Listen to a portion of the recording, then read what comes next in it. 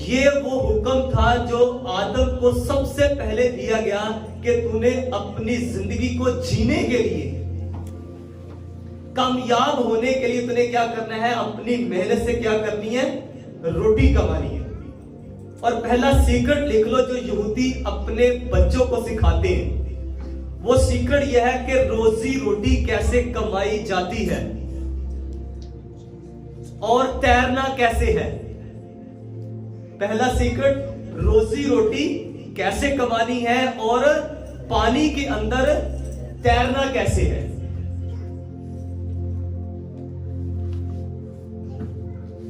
मैं बताऊं कि लिखा है कि मेहनत के बगैर जितने भी तरीके हैं रोटी कमाने के, वो सब चोरी है। जितने भी मेहनत के बगैर तरीके हैं वो सब क्या है, चोरी है। और यहूदी अपने बच्चे को सबसे पहले क्या सिखाता है, रोटी कमानी कैसे है। ये रोटी कमाई किस तरह जाती है, वो अपने बच्चों को कुछ भी नहीं सिखाते सिवाय इसके। वो बताते हैं कि अब आप रोटी कमा कैसे सकते हो। और माजरत के साथ, सॉरी के साथ, पादरियों समेत, ईमानदारों समेत हम जितने भी पाकिस्तानी हैं, हम सारे अपने बच्चों को मांगना सिखाते हैं। कहीं भी हमें मौका मिल जाए सही, कोई बड़ा बंदा मिल जाए सही, मौका नहीं छोड़ते मांगने का। लेकिन यहूदी अपने बच्चे को मांगना नहीं सिखाता। वो कौमें इसलिए बाबरकत हैं क्योंकि उन्हें कहा गया है कि तूने अपने हाथों से, अपनी मेहनत से, अपने मुंह के पसीने से रोटी खानी है। उसे पता है ये बाइबल में लिखा हुआ है, इसलिए वो अपने बच्चे को सिखाता है। इसके अलावा जितने भी तरीके हैं, यहूदी अपने मुंह से बताता है कि वो सारे तरीके चोरी के हैं। जो बंदा हाथ से काम नहीं करता, मेहनत नहीं करता, रोटी नहीं कमाता, वो सब चोरी करता है। वो अपने बच्चों को स्किल सिखाते हैं, अपने बच्चों को काम सिखाते हैं कि बेटा जूते पॉलिश करोगे तो रोजी रोटी कमाओगे, दीवारों को पॉलिश करोगे, रंग करोगे तो रोजी रोटी कमाओगे, गाड़ी चलाओगे तो रोजी रोटी कमाओगे, गाड़ियां बनाओगे तो रोजी रोटी कमाओगे। ये स्किल है, ये तरीका है। मोबाइल बनाओगे, घड़ियां बनाओगे, कलीन बनाओगे, कपड़े बनाओगे, बर्तन बनाओगे। ये वो अपने बच्चों को सिखाते हैं कि इन चीजों के बनाने से जो तुम ये जो काम करोगे, इससे जो पैसा आएगा वो रोजी रोटी है। इसके अलावा तुमने और कोई काम किसी और तरीके से रोजी रोटी कमानी नहीं है। और इसके अलावा जितने भी तरीके हैं वो सारे चोरी है। अपने बच्चों को ये भी सिखाते हैं।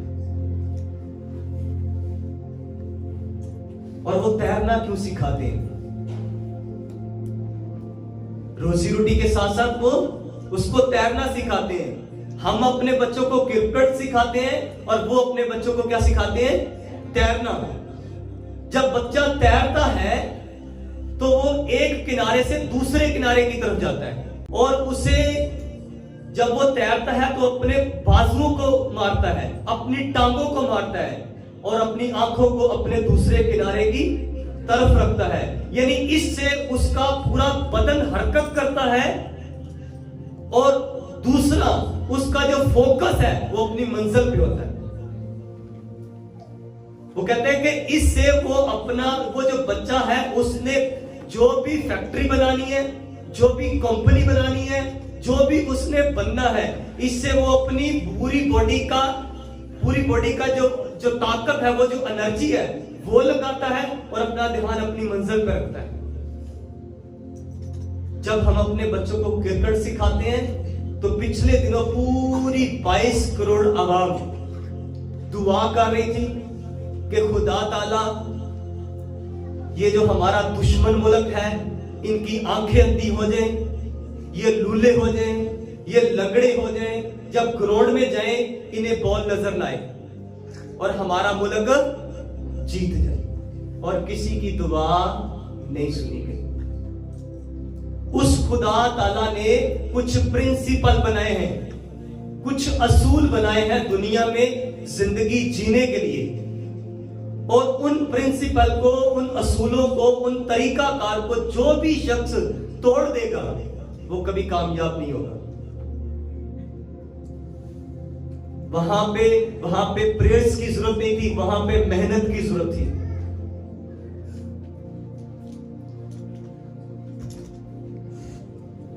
आपको ध्यान समझना है कि ये वो पहला प्रिंसिपल है, ये वो पहला सीक्रेट है जो यहूदी अपने बच्चों को सिखाता है। नौकरी नहीं करनी उनके यहां, ये अपने बच्चे के दिमाग में सिखा, उसके दिमाग में ये डाल देते हैं कि जब भी करना है, बिजनेस करना है, अपना काम करना है, अपना कारोबार करना है।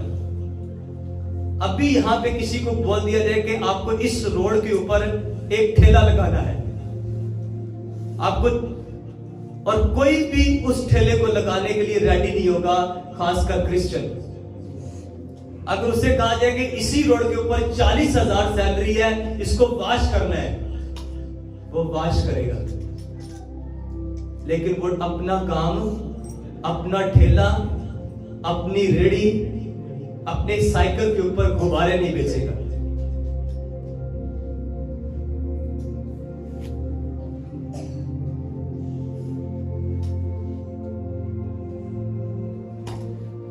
वो अपने बच्चों को ये सिखाते हैं रोजी रोटी कमाना। यहूदी अपने बच्चे को ईमानदारी सिखाता है, उसे सिखाता है कि तूने ईमानदारी करनी है। और खुदा का शुक्र है हम सारे क्रिश्चियन ईमानदार हैं, पूरा पाकिस्तान ईमानदार है। लेकिन आपको किसी भी दुकान पे आपको दूध खालिस नहीं मिलेगा। अगर खालिस होगा तो वो 1000 ग्राम नहीं होगा,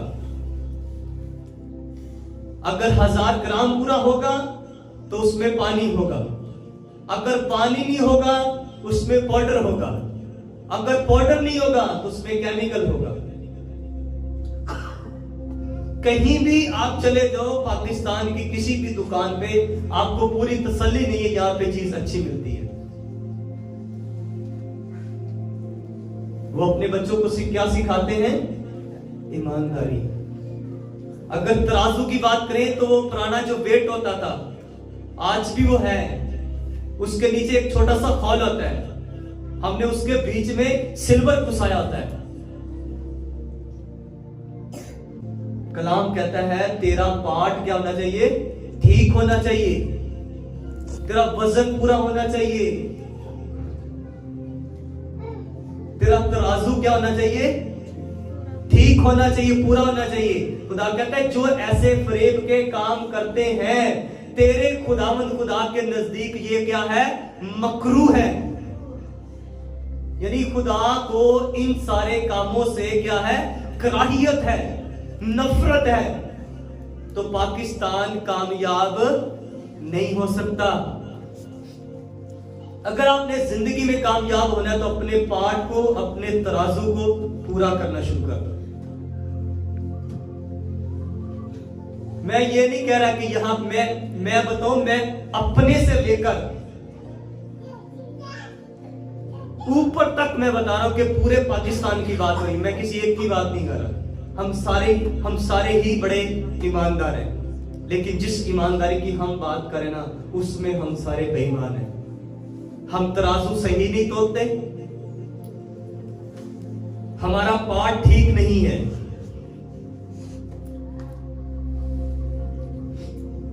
मुझे याद है हम जब हम अपनी बेटी के लिए गए तो डॉक्टर ने कहा कि आपकी नॉर्मल डिलीवरी नहीं है, ऑपरेशन होगा। तो मैंने कहा ठीक है, ओके। उससे पहले हमें उन्होंने एक टेस्ट लिख कर दिया था, और वो टेस्ट तकरीबन 3000 रुपए का था, और उसके साथ एक और था, वो 1000 रुपए का था। जल्दी से लेकर आए। क्या करें? ध्यान से बात सुनिए, जल्दी से लेकर आए। हम जल्दी से गए, टेस्ट करवा दिया, सब कुछ हो गया, पैसे जमा करवा दिए, पर्ची अब अपने पॉकेट में रखी, जल्दी जल्दी इसकी रिपोर्ट चाहिए, हमें बड़ी जल्दी चाहिए, इसके बिना काम नहीं होगा। मैं बताऊं कि वो ऑपरेट भी हो गया, वाइफ घर भी आ गई, अभी तक रिपोर्ट नहीं मांगी उन्होंने। अंडरस्टैंड करें बात को, ये क्या किया उन्होंने? आपको हल्की सी भी तसल्ली नहीं है कि जो डॉक्टर आपको दवाई लिख के दे रहा है, वो जो मेडिसिन उसने लिख कर दी है, वो उसमें उसका जिस जगह से मिलनी है, जिस स्टोर से मिलनी है, उस स्टोर वाले का या उस डॉक्टर का उसमें हिस्सा नहीं है या कमीशन नहीं है। ऐसा नहीं हो सकता। जब अपने घर से करेंगे तो आप कभी भी अपने भाइयों को, अपनी माँ को, अपने बाप को कभी भी आप नहीं लूटेंगे। जब आप इनको लूटना बंद कर देंगे, माँ बाप अपने बच्चों को सिखाएंगे कि लूटना नहीं है, तो वो बाहर जाकर भी किसी को लूटेगा। इन रवैयों से जब हम लूटते हैं लोगों को, ना तो कोई बंदा तरक्की कर सकता है, ना कोई कंपनी तरक्की कर सकती है, ना मुल्क तरक्की कर सकते हैं। कोई दुनिया में कोई बंदा इन रवैयों से तरक्की नहीं कर सकता। जब आप मिलकर काम करेंगे तो आप तरक्की करेंगे। अगला पॉइंट लिख लीजिए, तुम अपनी फैमिली से प्यार करते, तुम अपनी फैमिली को टाइम देते, पैसा भी कमाते। फिर आप कहोगे पैसा भाई साहब हम अपनी फैमिली के लिए कमा रहे हैं। तुम्हारी फैमिली को पैसा नहीं चाहिए, उसको टाइम चाहिए। इतना पैसा यहीं पे रह के कमाओ कि उसे टाइम भी दो। अब एक शख्स जो बाप है, उसके बेटे भी हैं, उसके पोते भी हैं, तो वो आधा घंटा ही सिर्फ देगा सबको टाइम। कहते हैं पैसा सब बुराइयों की कोई जड़ शड़ नहीं है। पैसा नहीं होगा तो आपकी बुढ़ी आपसे लड़ती रहेगी, पैसा नहीं होगा तो आपके बच्चे आपको सारी जिंदगी यही कहते रहेंगे की करते रहे सारी जिंदगी। सच है, मैं बताऊं, पैसा ना हो तो फिर ये लड़ाई है। पैसा नहीं है तो फिर लड़ाई है, अगर पैसा है तो फिर लड़ाई नहीं है। यहूदी अपने बच्चों के साथ लड़ते झगड़ते नहीं है, उनके हां लड़ाइयां झगड़े नहीं होते जितने हमारे होते हैं। उनके हां, आपको बताओ कि उनके हां 24-25 साल का जो लड़का होगा ना, उसके 2-3 लड़के होंगे। 24-25 साल में उसके कितने लड़के होंगे? 2-3 उसके लड़के होंगे, बेटियां या बेटे, कुछ भी, कोई फर्क नहीं पड़ता उनको।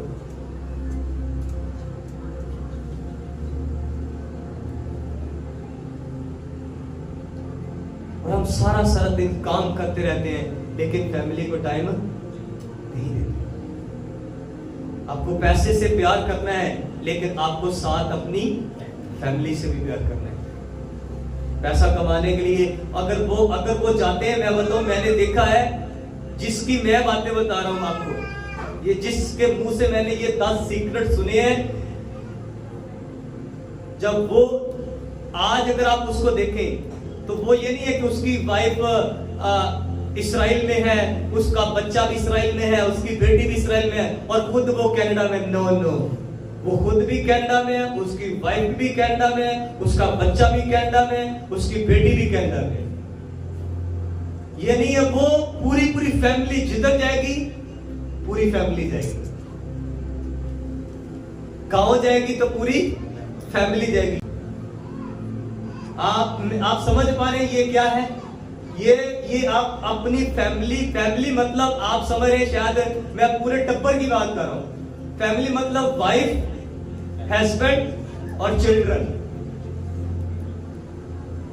जिस दिन आपकी शादी हो जाती है, फिर आपकी फैमिली अलग होती है। ये अब खानदान बन गया है। बात समझ रहे हैं? गलत मतलब कोई इसको गलत ना समझ ले। मतलब अब हम फैमिली नहीं है। मैं बताऊं, हम जहां पे हम रहते हैं वहां पे हम खानदान है। वहां पे हम फैमिली नहीं है, लोग उसको फैमिली समझते हैं। फैमिली मैं, मेरी वाइफ और मेरे बच्चे। वहां पे मैं, मेरे भाई शादीशुदा है, मेरी मम्मी पापा ब्रदर, ये पूरा क्या है, ये खानदान है। हम एक ही छत के नीचे खानदान रहते हैं, हम एक दूसरे को टाइम देते हैं, मिलते हैं। अब तो फैमिली को नहीं मिलते, हम खानदान को मिलते हैं। अब आगे चलते हैं। आप देखिए, जब तक लूत इब्राहिम के साथ था बरकत में था, इब्राहिम से जुदा हुआ बरकत खत्म। अब यहीं से उन्होंने लिया है कि इकट्ठे मिलकर काम करना।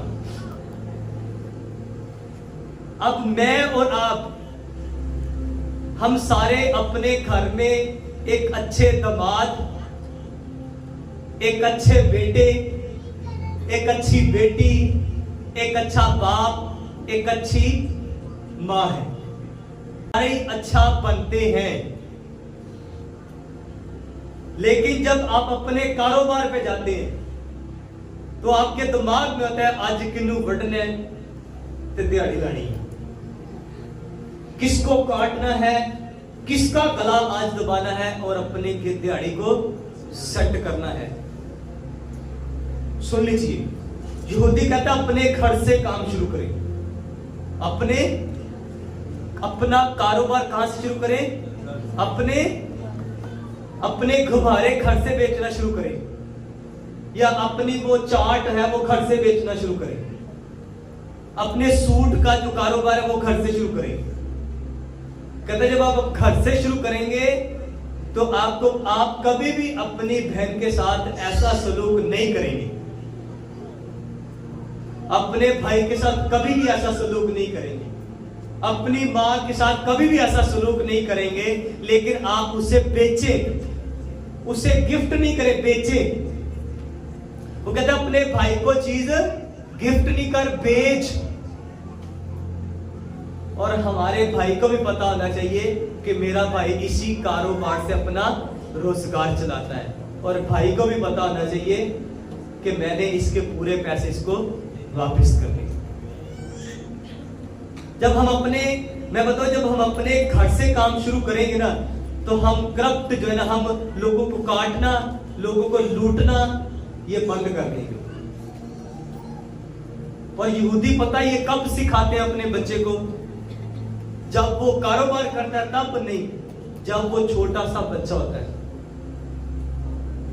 जब वो 7-8 साल का होता है, उसे कहते हैं जाओ मार्केट में जाके 1 दर्जन अंडे लेकर आओ। और उसी बच्चे से फिर उससे कहते हैं ये कितने के आए, मिसाल के तौर पर उसे 10 रुपए का 1 अंडा पड़ा, आप उससे कहते हैं ये लो 12 रुपए, अपनी पॉकेट से निकालते हैं ये लो 12 रुपए और हमें 1 अंडा।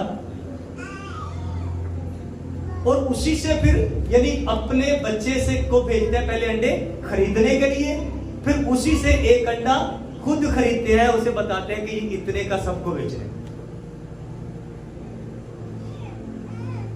गली में जा, कहीं भी जा, ये 12 अंडे बेचकर तूने आने। यानी ये वो छोटी छोटी चीजें हैं जो वो अपने बच्चों को सिखाते हैं कि तूने काम शुरू कहां से करना है, अपने सारी कमाई में से कितना निकालते हैं, जो खुदा के लिए निकालते हैं और जो गरीबों के लिए निकालते हैं। आप परेशान हो जाओगे, इतना पैसा कितों आ गया। मैं बताऊं कि दुनिया पे कंट्रोल करना है ना, दुनिया पे हुकूमत करनी है ना, तो ये आसान काम नहीं है। ये अपने बच्चों को सिखाते हैं कि तूने जो कमाना है उसमें से 10% गरीबों को देना है। और आगे खुदा कहता है कि अगर क्योंकि तेरे मुल्क में सदा कंगाल रहेंगे, और मैं तुझे हुक्म देता हूं कि तू अपने भाइयों यानी कंगालों मोहताजों के लिए अपनी मुट्ठी को क्या करना, खोले रखना। आप अपने करीब देखो, अपने इर्द गिर्द देखो, अगर आपको कोई ऐसा घर मिले जिनका कमाने वाला कोई नहीं है, ये नहीं है कि उस घर में 3 लड़के हैं, एक बाप भी है तो वो आप मेरे पास लिस्ट ले आओ, भाई साहब इन्होंने रोटी चाहिए, नेवर, ऐसे घर को नहीं मिलेगा। वो जिसके घर में लड़का कमाने वाला ना हो, मैन नहीं होना चाहिए, औरतें हो, बच्चे हैं, उस घर के लिए हम बंदोबस्त करने को रेडी हैं। चर्च उसके लिए खड़ा होने को तैयार है। आमीन। मतलब मैं यहां पे खुदा के मज़बा पे बैठ के ये बात कर रहा हूं, आपको कोई मिले, आपने हमें इन्फॉर्म करना है, हम उसकी पूरी जिंदगी का खर्चा उठाने को रेडी तो नहीं है, लेकिन कुछ ना कुछ हम उसके लिए जरूर करेंगे। लेकिन पहले तहकीक की जाएगी कि उस घर में कोई नौजवान यानी 18 साल या 18 से ऊपर का कोई लड़का तो नहीं है। अगर होगा तो फिर नहीं हम प्रोवाइड करेंगे। अगर उससे नीचे वाले लड़के होंगे तो हम उनको प्रोवाइड करेंगे। एक दिन का करें, एक हफ्ते का करें, एक महीने का राशन दे, यानी कुछ ना कुछ चर्च उनको पे करेंगे। दुनिया में सबसे ज्यादा जो चैरिटी का काम करते हैं वो यहूदी लोग हैं, यानी जो गरीबों, यतीमों, बेवाओं की जो हेल्प करते हैं वो दुनिया में सबसे नंबर 1 पे यहूदी है। आज अगर वो दुनिया पे हुकूमत कर रहे ना मेरे भाई मेरी बहन, तो उसके पीछे मैंने आपको ये सारे रीजन बता दिए। और ये 5वां पॉइंट था जो वो अपनी कमाई, हालांकि अपनी नहीं पूरी हुई है ना, हमारी तो पंजाबी साडे अपना नहीं टुकर पूरा था ते असी ओदे घर रोटियां किथे ला कलिए। तो ये बात आपको अगले 5 पॉइंट में सिखाई जाएगी कि आपकी खुद की भी रोटी पूरी होगी। हमारी रोटी क्यों नहीं पूरी होती, ये अगले 5 पॉइंट में आपको बताया जाएगा। उनकी पूरी नहीं है, वो पूरी दुनिया पे राज कर रहा है, पूरी दुनिया पे, पूरे वर्ल्ड पे राज कर रहा है। चाइना की बड़ी बड़ी कंपनियां उनके पैसों से चल रही हैं। लोग समझते हैं कि जी चाइना बड़ी तरक्की कर गया है, आपको पता ही नहीं है कि उनके पीछे जो पैसा है ना वो सारा यहूदियों का है।